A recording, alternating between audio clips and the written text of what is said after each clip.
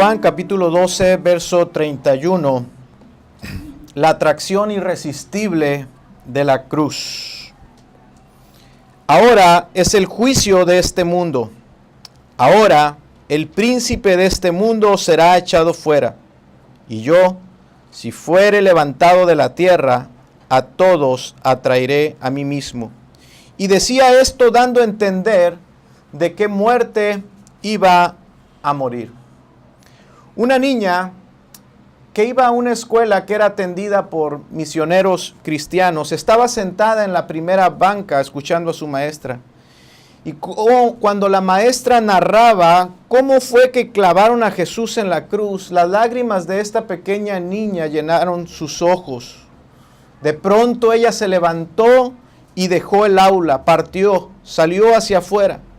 Por la tarde volvió sonriente y la maestra le preguntó: María, ¿qué fue lo que pasó? ¿A dónde fuiste esta mañana? A lo que esta niña contestó: oh maestra, no pude contenerme cuando usted nos habló de la crucifixión de Jesús, porque me sentía tan culpable por haber ayudado a clavarlo allí.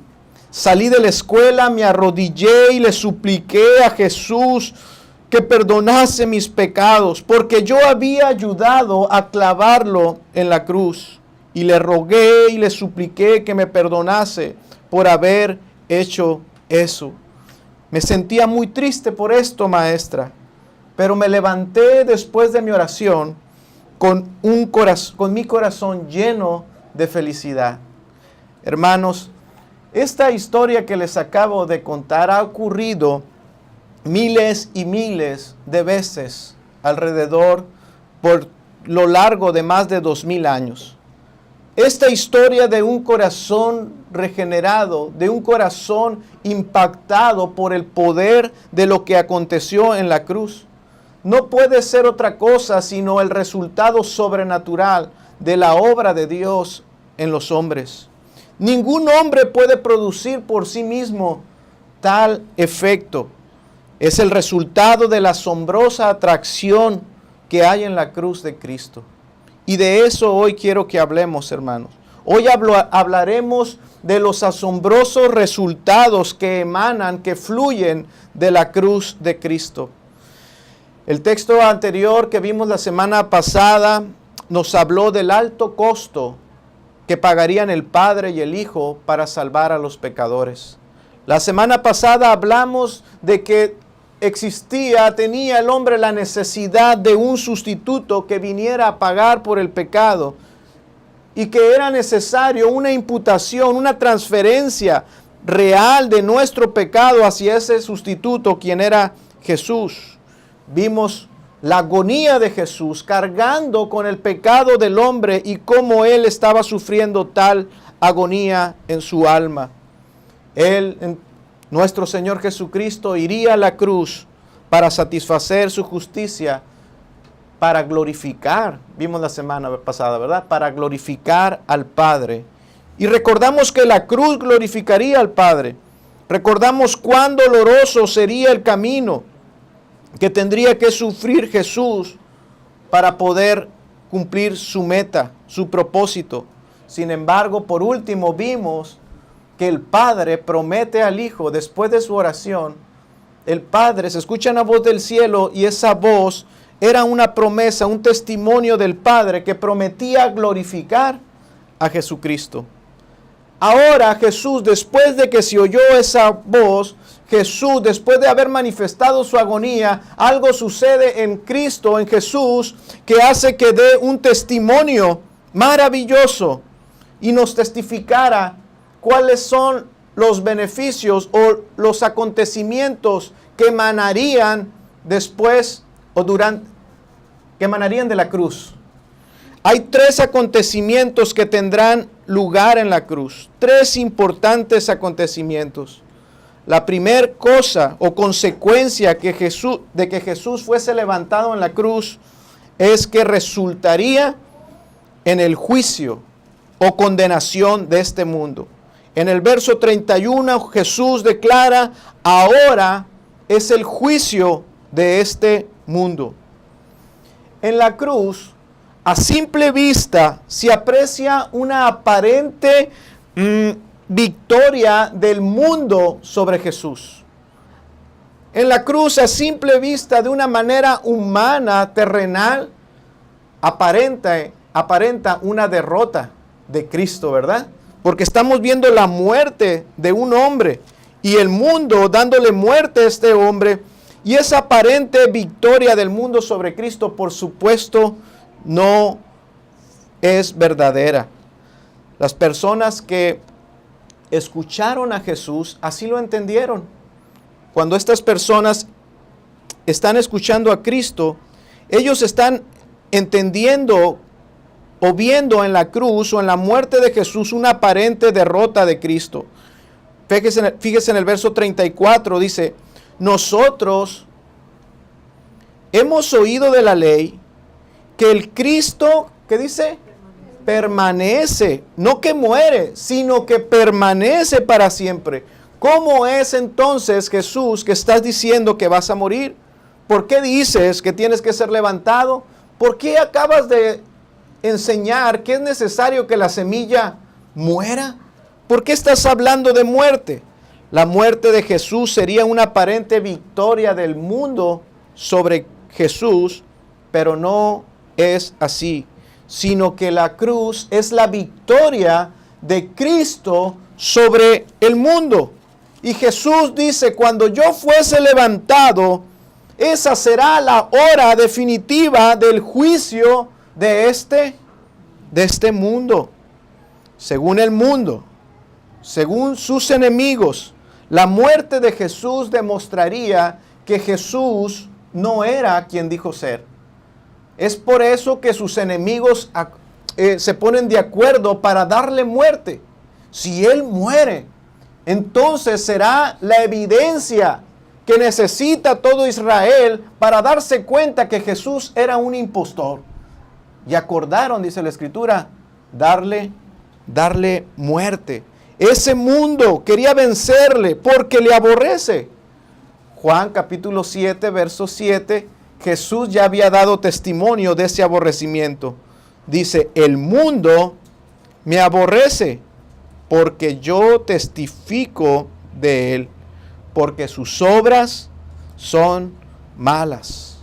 Son los hombres amando este sistema de maldad, los que aman su pecado y aborrecen a Jesús, los que quieren desaparecer el nombre de Jesús sobre la faz de la tierra.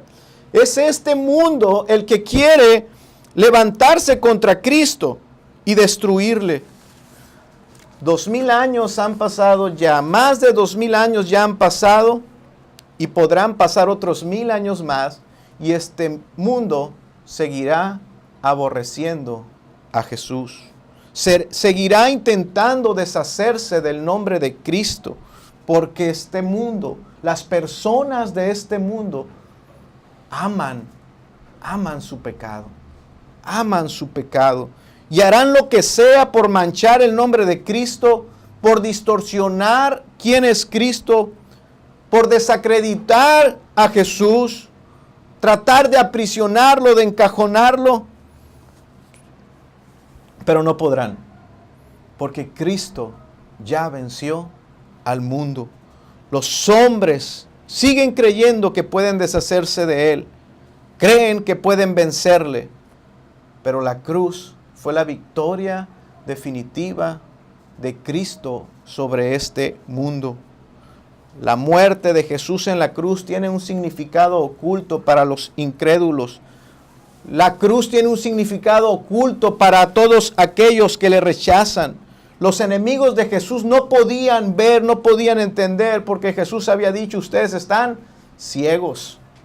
El mundo creía que tendría la victoria al colgar a Jesús del madero.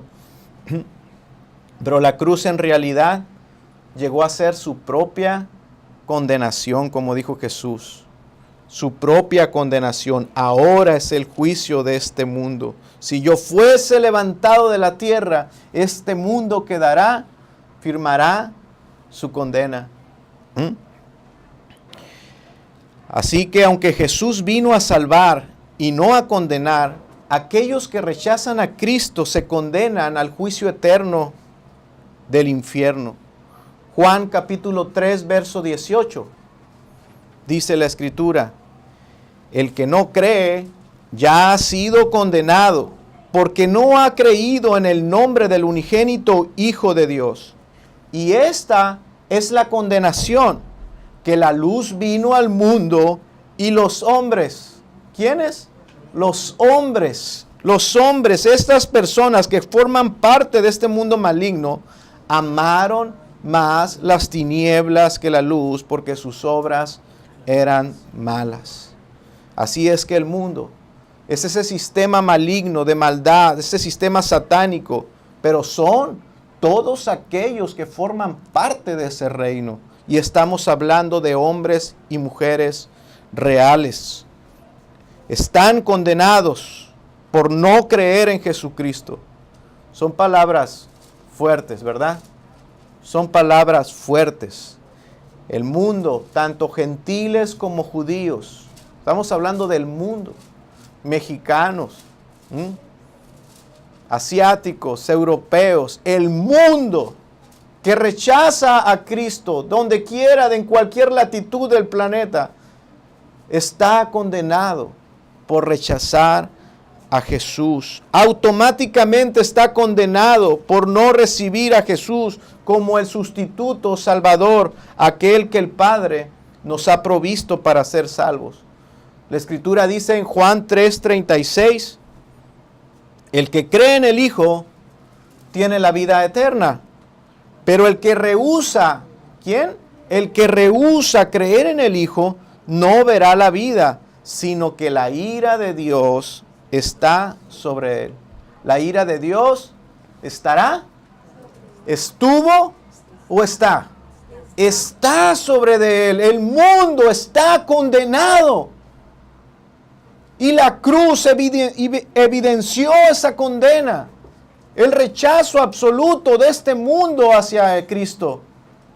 Ahora, dijo Jesús, es el juicio de este mundo. Eso surge de la cruz.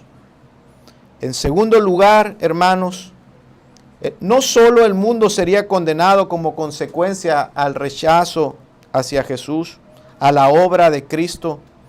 Cuando Jesús fuese levantado en la cruz, tendría un resultado que es una buena noticia para nosotros.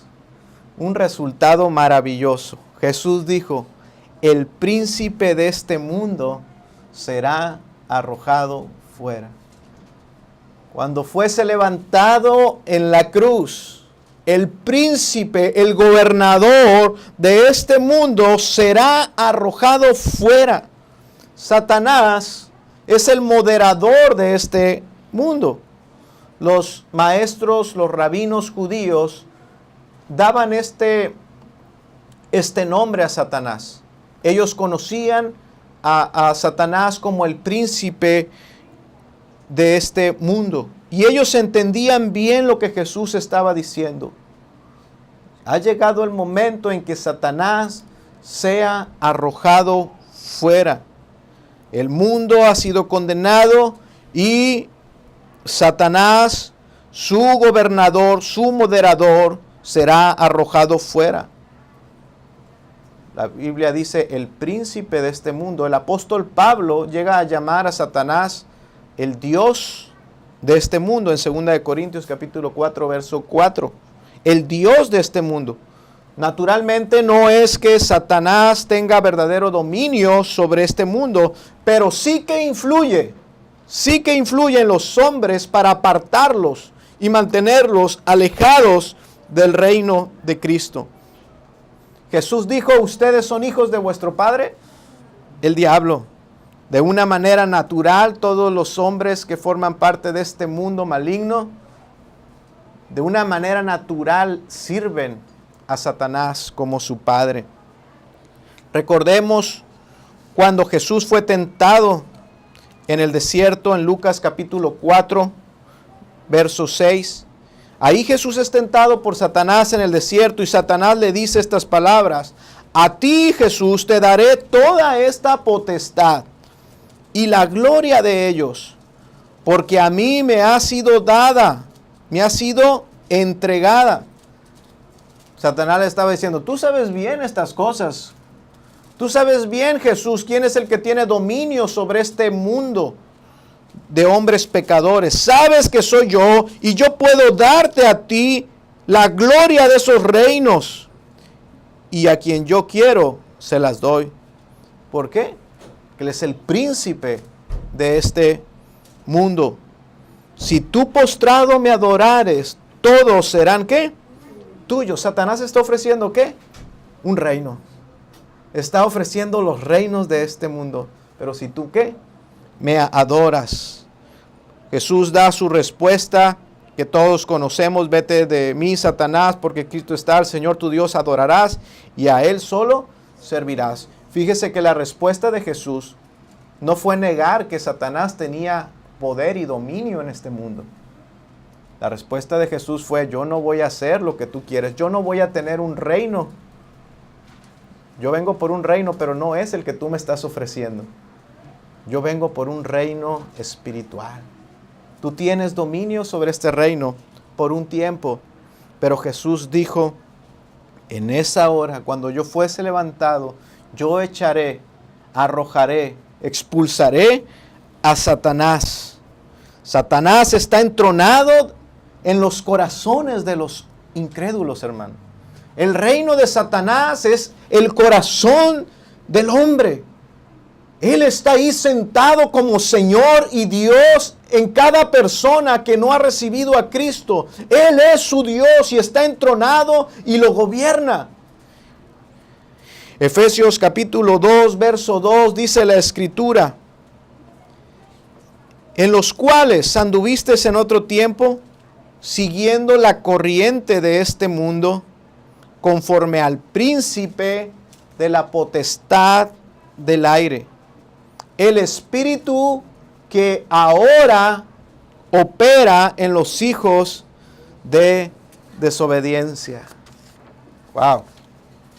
Por medio de la muerte de Cristo, mis amados hermanos, querido amigo que me escuchas, Satanás ha sido arrojado fuera de los corazones de su pueblo. Pero el texto que leímos nos dice: pero aún opera en los hijos de desobediencia. El poder de la cruz sería que cuando la cruz fuese levantada, Satanás sería echado fuera del corazón de los que Él iba a salvar. Pero dice la Escritura: pero Él aún opera, aún tiene dominio sobre los incrédulos. Está entronado en sus corazones. Él es su Dios y los domina y los controla, y ellos les sirven con gozo como su Dios. Aún nosotros tenemos que luchar contra este príncipe, pues ahora nosotros portamos la imagen de Cristo y Él lo aborrece y aborrece al creyente, y nosotros tenemos que luchar contra Él. Es lo que dice Efesios 6:12, porque no tenemos lucha contra sangre y carne, sino contra principados, contra potestades, contra gobernadores de las tinieblas de este siglo, contra huestes espirituales de maldad en las regiones celestes. Por una parte, Jesús dice: ahora el príncipe de este mundo será echado fuera. En la cruz Satanás fue derrotado, hermanos, y fue expulsado del corazón de los hombres pecadores. Ahora, traigámoslo al contexto del Evangelio. Por eso nosotros predicamos el Evangelio. Por eso nosotros no predicamos el Evangelio de la prosperidad, no predicamos el Evangelio de los milagros, no predicamos el Evangelio de la felicidad terrenal. predicamos a Cristo y a este crucificado. Levantamos la cruz de Cristo ante el pecador, porque la cruz es la que hace huir a Satanás del corazón de los incrédulos para que vengan al conocimiento de Dios. Por eso predicamos el Evangelio, por eso levantamos la cruz en cada predicación en este púlpito. Porque el Evangelio es el poder de Dios, hermanos. Allí en la cruz está la derrota de Satanás. Y quien pueda verlo, quien pueda contemplar esa cruz y ver en esa cruz la victoria de Cristo sobre Satanás, vendrá Jesús y será salvo. Pablo decía en 2 Corintios 4:4, aunque el Dios de este siglo cegó el entendimiento de los incrédulos, para que no les resplandezca la luz del Evangelio de la gloria de Cristo. Pablo dice, por esta razón no nos predicamos a nosotros mismos, porque los incrédulos están dominados por el príncipe de este siglo. Y no llegamos con ellos con filosofías humanas. No venimos a predicar un evangelio o palabras vanas y huecas. Venimos y les presentamos a Jesucristo, dice Pablo en el verso 5, como Señor, como el que tuvo la victoria. Ahora el príncipe de este mundo será echado fuera. Lo que Jesús dijo, hermanos, es que Satanás sería destronado del corazón de los hombres y que Cristo sería ahora su príncipe y su Señor. Eso ocurrió en ti si eres creyente. Eras dominado y tenías un Dios. Era Satanás. Y en algún momento, por la gracia de Dios, la cruz fue levantada frente a ti y pudiste ver al Cristo victorioso como Señor. Los reinos prometidos que Satanás le había ofrecido a Cristo en el desierto, ahora Jesús los toma al echar fuera a Satanás. Ahora hombres de toda lengua, tribu y nación escucharían el Evangelio y lo recibirían como Rey y como su Señor. ¿Se da cuenta? Jesús entendía claramente cuál era su propósito y su misión. El Evangelio de la cruz es poder de Dios para salvación, y aún los más duros, los más malvados, los hombres más incrédulos son vencidos por el poder de la cruz. Romanos 1:16, porque no me avergüenzo del Evangelio, porque es poder de Dios para salvación a todo aquel que cree, al judío primeramente y también al griego. Gloria a Dios por ello. El Evangelio es la respuesta a las promesas que Dios le dio al hombre desde el principio. Es la restauración de las naciones. Cristo, la cruz, el poder de Dios para reunir a un pueblo de toda lengua, tribu y nación, tanto judíos como gentiles. Satanás aún sigue siendo expulsado de los corazones de los hombres para que les resplandezca la luz del Evangelio de Cristo. Satanás tiene un derecho legal sobre los pecadores. Ellos forman parte de su reino, ellos le obedecen y le sirven de una manera natural, y él tiene derecho legal sobre los pecadores. Pero la expulsión de Satanás, así es que cuando hablamos de que Satanás sería echado fuera, estamos hablando de que esa expulsión incluía la pérdida de los derechos de Satanás. Es decir, no iba a ser un arrebato como si Jesús fuera un ladrón. Yo me voy a robar a tus súbditos. Yo me voy a robar una parte de los que te pertenecen. No, porque Jesús no es un ladrón. Dios no es un ladrón. Habría que hacer algo legal. Segunda de Corintios 2:14 nos habla de esto. Satanás tiene un derecho legal sobre este mundo. Pero el poder de la cruz también tiene un poder legal. Anulando, dice la Escritura, el acta de los decretos que había contra nosotros, que nos era contraria, quitándola de en medio y clavándola en la cruz. ¿Cuál es el resultado de eso? Despojando a los principados y a las potestades, y los exhibió públicamente, triunfando sobre ellos en la cruz. La cruz es la victoria definitiva de Cristo sobre el mundo. La cruz es la victoria definitiva de Cristo sobre el pecado. Es la victoria definitiva de Cristo sobre Satanás. Despojándolo, quitándole su derecho legal al Cristo ir y pagar legítimamente por cada pecado cometido de aquellos hombres. Ya no más le pertenecen. Colosenses 1:13 dice, el cual nos ha librado de la potestad de las tinieblas. ¿Y qué? Y trasladado al reino de su amado Hijo. Trasladado. Ahora Cristo tiene un derecho legal para atraer a su pueblo, para libertar a su pueblo y ahora hacerlos parte de su reino. Pero hay una palabra que es bien importante y esto nos va a llevar al último punto. Él nos trasladó del reino de Satanás al reino de su amado Hijo. Ahora, ¿en qué consiste ese traslado?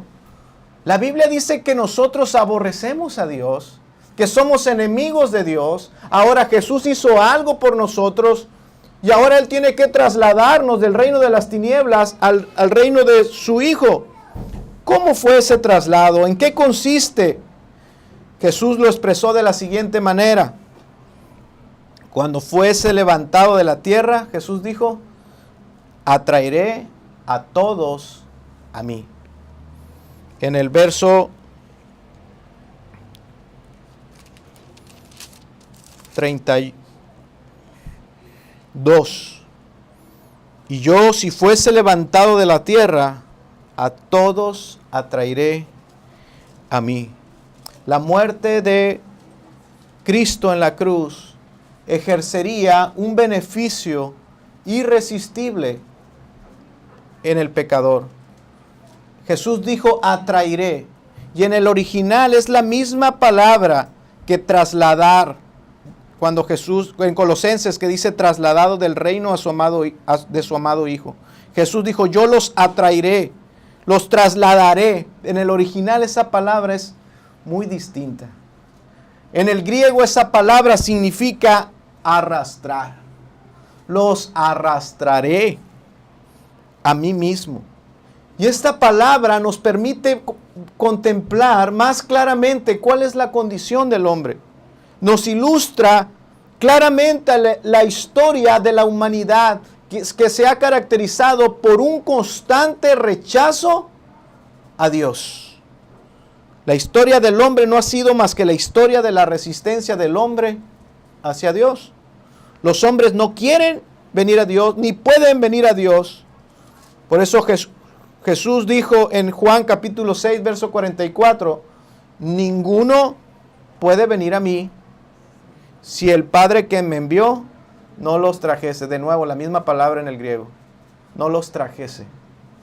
Algunos piensan que esa palabra traer es la idea de que Dios va a traer a su pueblo, lo va a cortejar, lo va a seducir a muchos.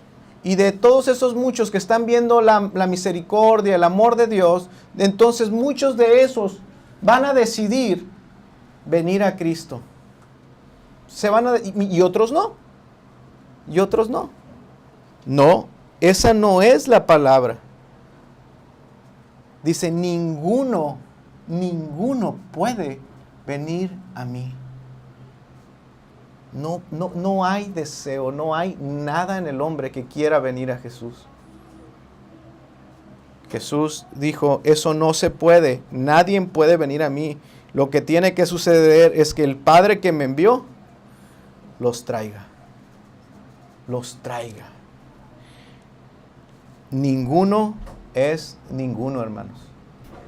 Ninguno no es algunos, ninguno es ninguno.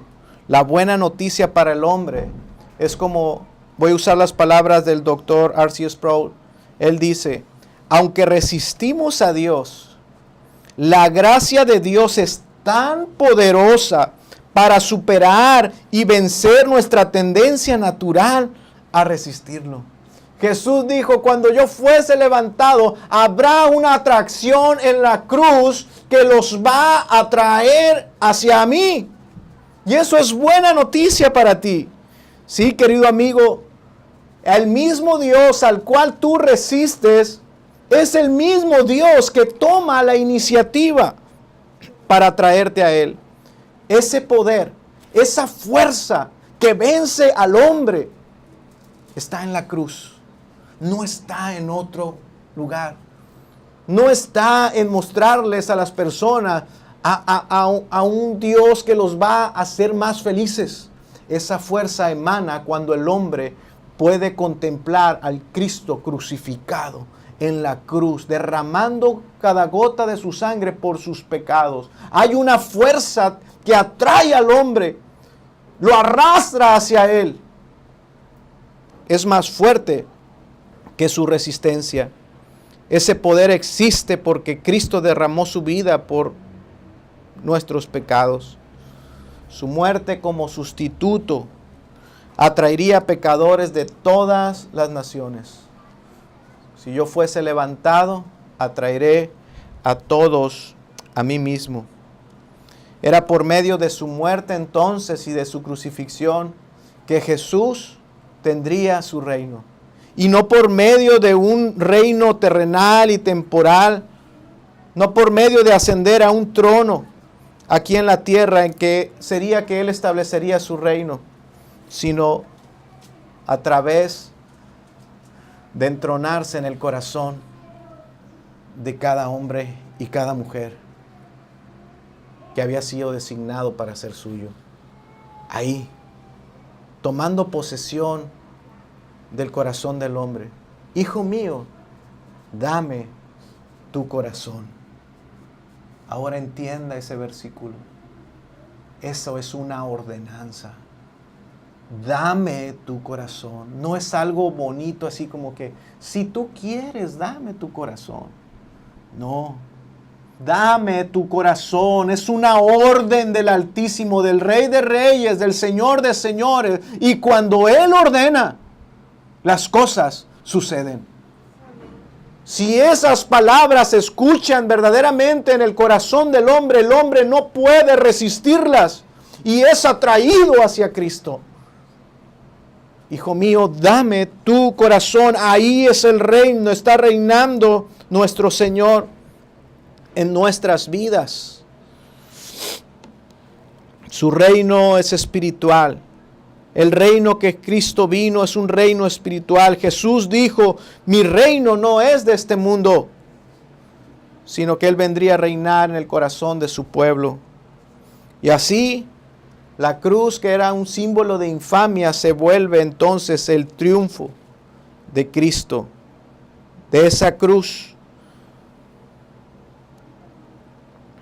emana el triunfo total y absoluto de Cristo sobre el mundo, sobre el pecado y sobre Satanás.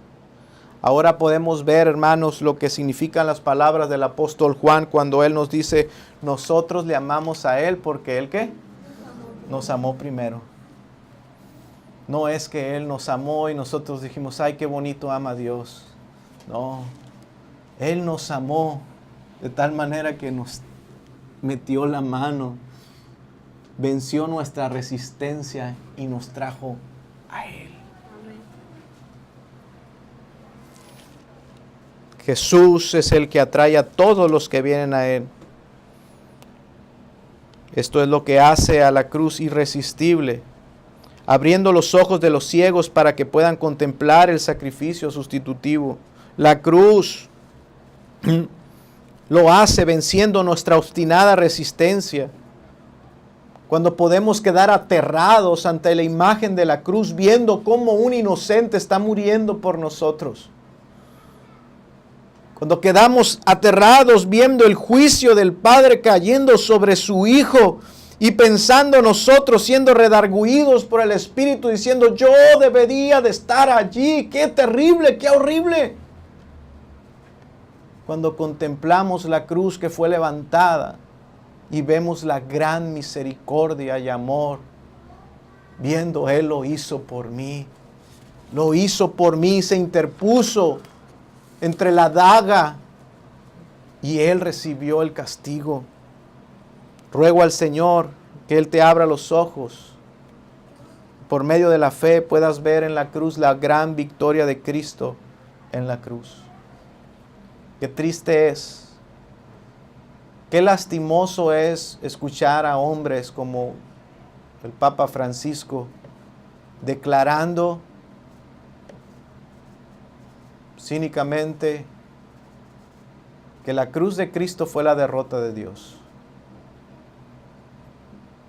Esto no puede provenir sino del mismo infierno. Esto no puede provenir sino de los hijos, sino de un hijo de Satanás. Declarando que la cruz de Cristo fue la derrota, que el Vía Crucis, que el sufrimiento de Cristo fue la derrota de Dios. Hijo del diablo. Engañador.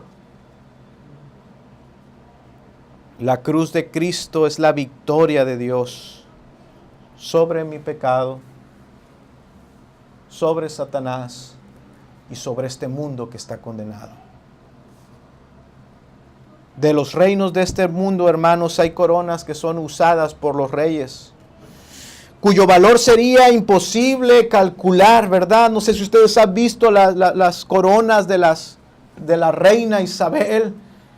Su valor es incalculable, son preciosas y son cuidadas por guardias especiales, las joyas de la corona. El precio pagado por las joyas de esas coronas es lo menos importante, sin embargo.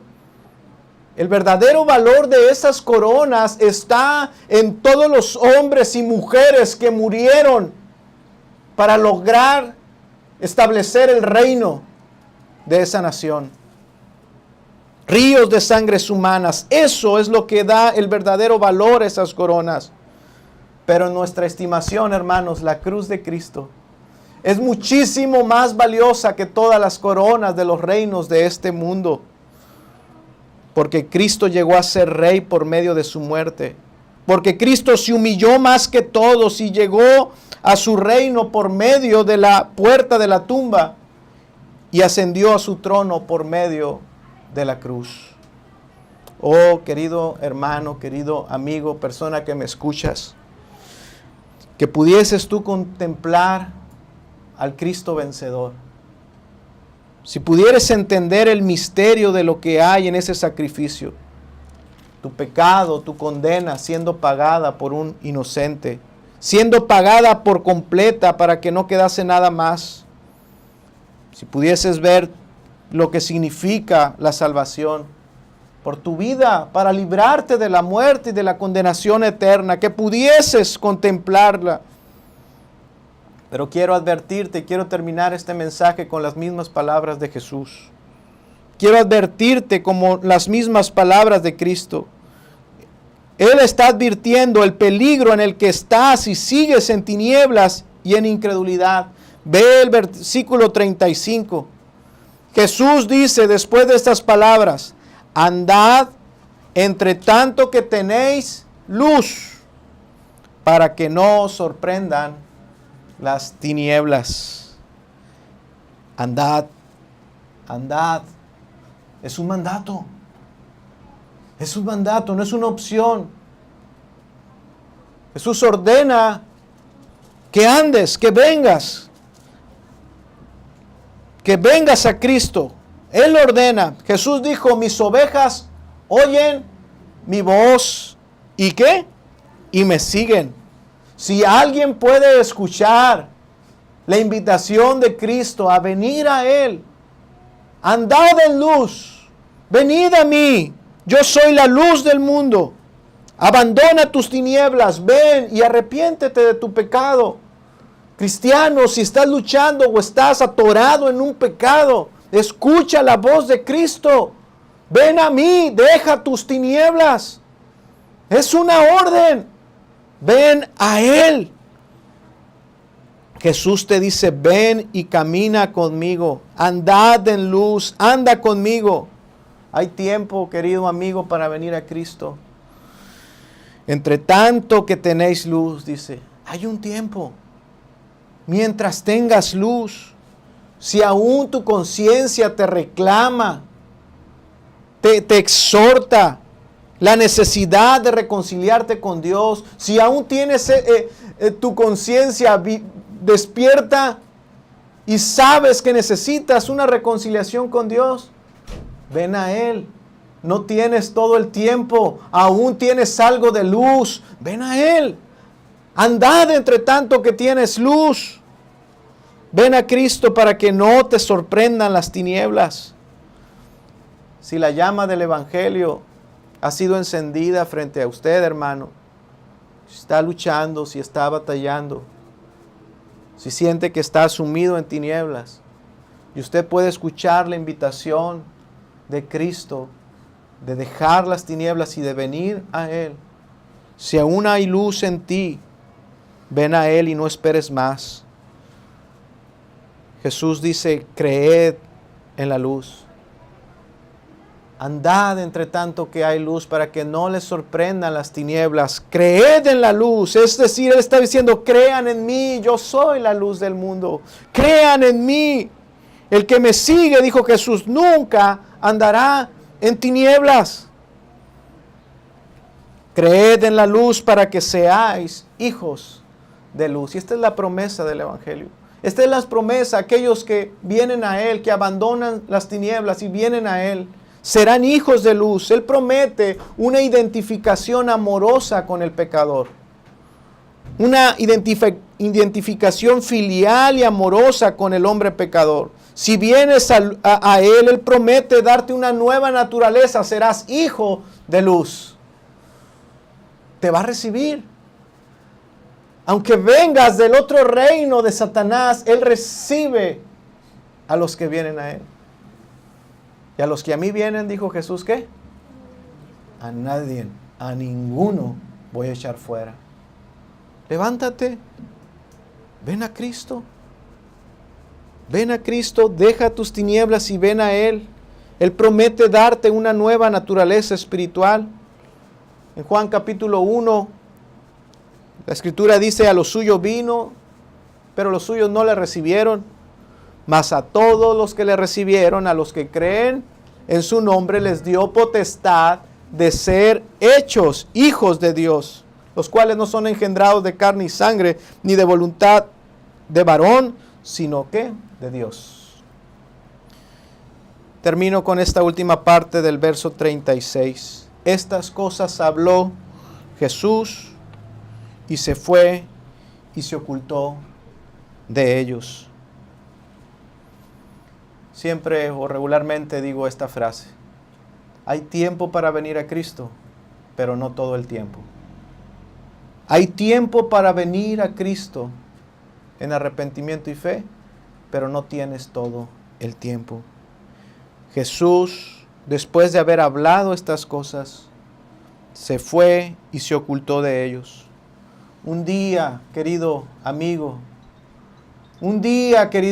le vas a buscar y no le vas a hallar. Ven a Él hoy. El día para venir a Él es hoy. Un día ya no podrás encontrarlo. Un día Él se esconderá de ti. Ese día será terrible. Habrá un día donde las tinieblas te cubrirán y allí, dice la Escritura, será el lloro y el crujir de dientes. Andad entre tanto que hay luz. Un día el Señor se esconderá. y nadie le hallará. Ven a Él, entre tanto que tienes luz, entre tanto que se escucha el Evangelio, entre tanto que tu conciencia te redarguye y te reprende. Ven a Él. Cree en la luz, porque habrá un día donde el mismo que fue levantado en la cruz para ofrecerte salvación y vida eterna, ese mismo Jesús dirá: atadle de pies y manos y echadlo en las tinieblas de afuera. Ven a Cristo. Ven a Cristo. Ruego que el Señor, por medio de su palabra, pueda atraer a algún pecador, pueda atraer a un hombre que esté luchando con su pecado. Creo en el poder de la cruz. Creo que cada vez que expongo el Evangelio, alguien pueda ser atraído. Creo que es el único medio para salvación y que es seguro. Vamos a ponernos de pie y vamos a orar.